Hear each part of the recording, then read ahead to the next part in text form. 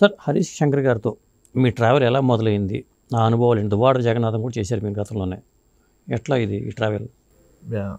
నాకు హరీష్ గారు అంటే ఒక బిగ్ బ్రదర్ లాగా నాకు ఆయన చెప్పాను కదా గబ్బర్ సింగ్ పని చేస్తున్నప్పుడు ఆయనతో మేము ఫస్ట్ టైం వర్క్ చేసింది మిరపకాయ తర్వాత ఆయన గబ్బర్ సింగ్ వచ్చింది. గబ్బర్ సింగ్ పని చేస్తున్నప్పుడు అన్చెక్స్డ్ సీన్ కట్ చేసాం. దాని తర్వాత ఆయన రామయ్య వస్తే చేశారు, చాలా సుబ్రహ్మణ్య ఫర్ చేశారు, తర్వాత డీజే చేశారు. డీజేకి ఆయన అన్న మాట ప్రకారమే నన్ను ఎయిటర్గా పెట్టుకున్నారు.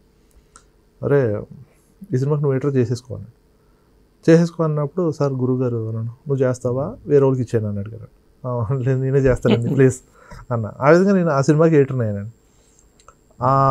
అప్పటి నుంచి డీజే చేశాను, వాల్మీకి, గద్దలకొండ గణేష్, దాని తర్వాత ఇప్పుడు ఉస్తాద్ భగత్ సింగ్. ఆయనకి నేనంటే విపరీతమైన ఇష్టం, ఎందుకంటే కష్టపడతాడు. గౌతమ్ రాజు గారు అన్న విపరీతమైన అభిమానం అండి, గౌరవం. ఎందుకంటే ఆయన style of cuttings Harish Shankar గారికి ఎలా కావాలో అది గౌతమ్ రాజు గారికి బాగా తెలుసు. ఆయన దగ్గర నేను ఉన్నాను కాబట్టి, ఆయన దగ్గర నుంచి ఆ వర్క్ నేను ఆ స్కిల్స్ నేను నేర్చుకున్నాను కాబట్టి, ఆయన కావాల్సిన స్టైల్ ఆఫ్ కట్టింగ్స్ నా దగ్గర ఉంటాయి కాబట్టి నన్ను ఆయన ఎంకరేజ్ చేసుకుంటూ తీసుకొస్తున్నారండి. మన సపోజ్ మీకు చెప్పాలంటే ఇందాక ఆయనకు ఒకటి నచ్చింది అంటే ఇమిడిగా పగలగొట్టే సినిమా అదిరిపోయింది సీన్ ఇది అంటాడు, బాగాలేదు సంకటం అయిపోయింది ఇంకో వర్షన్ వేసుకో అంటాడు. చాలా క్లియర్గా ఉంటుంది ఆయనకి, నాకు ఓపెన్ డిస్కషన్ ఉంటుంది అనమాట. ఇది బాగానే ఉంది కానీ దీనికి ఎలా చేద్దామంటే ఈ సాగతీతలు ఉండవండి, అసలు చాలా షార్ప్గా ఉంటుంది.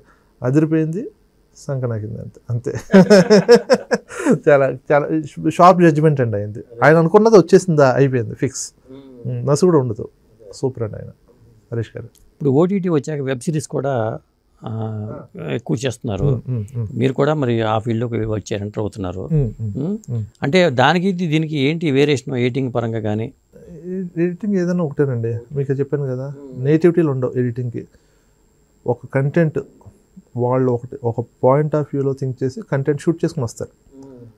వచ్చిన దాన్ని రషెస్ చూసిన వెంటనే మనకు ఐడియా వచ్చేస్తుంది. ఒకసారి ఫుటేజ్ చూడగానే దీని ఫైనల్ కట్ ఎలా ఉంటుందో మాకు ఐడియా వచ్చేస్తుంది బ్రెయిన్లో.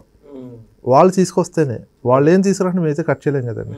కాబట్టి వాళ్ళు అనుకున్న కంటెంట్ని ఎంత సెటిల్డ్గా తీసుకొచ్చారు, ఎంత పేసీగా పెట్టాలి, ఎమోషన్ ఎలా వర్కౌట్ చేయాలి, ఫన్ ఎలా వర్కౌట్ చేయాలి, ఫుటేజ్ చూడగానే ఐడియా వచ్చేస్తుంది చెప్పారు.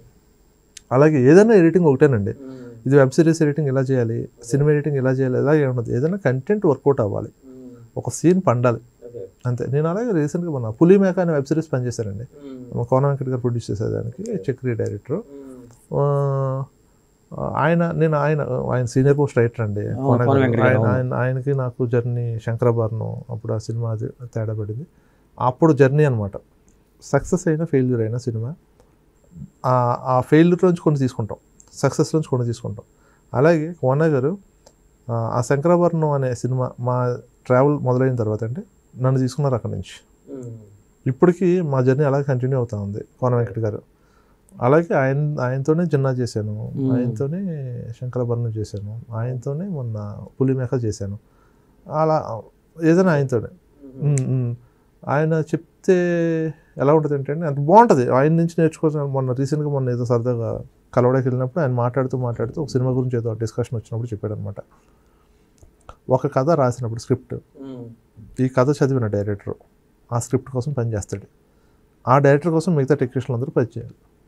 ఈ కథను చదివినోడు కానీ, నేరేషన్ విన్నవాడు కానీ, టెక్నీషియన్స్ చెప్తాను, ఒక్కొక్క టెక్నీషియన్ ఒకలా కథని చూశారనుకో కాంప్లిమెంట్ పోతాయి. కాబట్టి డైరెక్టర్ ఎలాంటి కథను అయితే చూసాడో అలాంటి కథనే, అలాంటి సినిమాని అందరూ చూడాలి. కెమెరామెన్ కానీ, ఎడిటర్ కానీ, మ్యూజిక్ డైరెక్టర్ కానీ, ఆర్ట్ డైరెక్టర్ కానీ, who ever top technician, main technicians అందరూ ఒకే సినిమా చూసిన రోజు నా సినిమా బ్లాక్ బస్టర్ వస్తుంది. ఎప్పుడైతే డైరెక్టర్ ఒక రకమైన సినిమా చూసి మిగతా వాళ్ళందరూ ఒక్కొక్క రకమైన సినిమా చూసారో 5 రకాల సినిమాలు వెళ్తాయి మైండ్లోంచి, ఏది కూడా ఒక సింగిల్ ఫ్లోలో ఉండదు. యా, అలాంటివన్నీ ఎవరు చెప్తారండి? విపరీతమైన ఎక్స్పీరియన్స్ ఉన్నవాళ్ళు చెప్తారు. అది నా కోన గారు. అందుకనే డైరెక్టర్ కెప్టెన్ అంటారు. ఆబ్వియస్లీ డైరెక్టర్ ఎప్పుడు కెప్టెన్, డైరెక్టర్ కెప్టెన్ అంతే. అదే, కానీ కెప్టెన్ అవ్వడానికి మీరు ఇష్టపడుతున్నా? ఆ కెప్టెన్ అవ్వే క్వాలిటీస్ రావాలండి. నేను నిజంగా ఒక డైరెక్షన్ డిపార్ట్మెంట్లో పనిచేసి ఆ ఎక్స్పీరియన్స్, ప్రాక్టికల్ ఎక్స్పీరియన్స్ తోటి ఉండుంటే నేను అయ్యేవాడినేమో. అప్పుడు కెప్టెన్ అవ్వాలని ఇంట్రెస్ట్ నాకు పుట్టేదేమో. నేను ఆ ఇంట్రెస్ట్ పెట్టుకోలేదండి, ఎప్పుడు దాని మీదకి వెళ్దామని ఎప్పుడు అనుకోలేదు. కాబట్టి అసలు